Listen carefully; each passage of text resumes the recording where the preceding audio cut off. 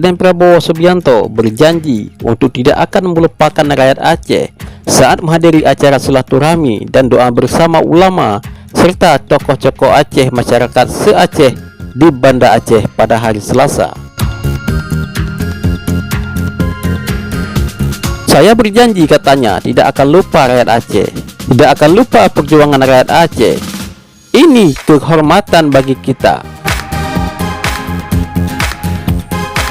Tidak boleh kita sekali-kali lupa jasa perjuangan siapapun, apalagi perjuangan dan sumbangan yang begitu besar untuk kita bersama, kata Bapak Prabowo sebagai keterangan tertulis yang diterima di Jakarta.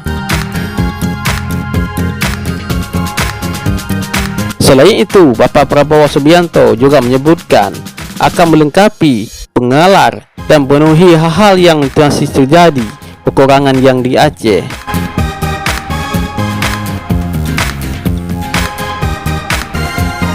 Ia mengatakan pemerintah yang akan datang akan bekerja keras untuk itu. Saya ucapkan selamat kepada tokoh-tokoh Aceh. Hal-hal yang masih menjadi kekurangan harus kita lengkapi, kita kejar, dan kita penuhi. Insya Allah pemerintah yang akan datang untuk berjuang keras untuk memenuhi, ujar kata dia.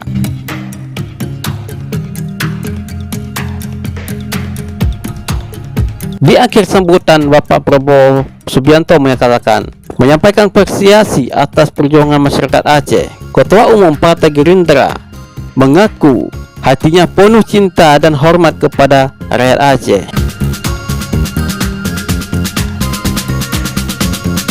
Minta maaf kalau ada kata-kata saya yang kurang berkenan. Saya hanya ingin sampaikan bahwa hati saya penuh dengan cinta dan hormatan kepada rakyat Aceh seperjuangan masyarakat Aceh, ucap Bapak Prabowo Subianto.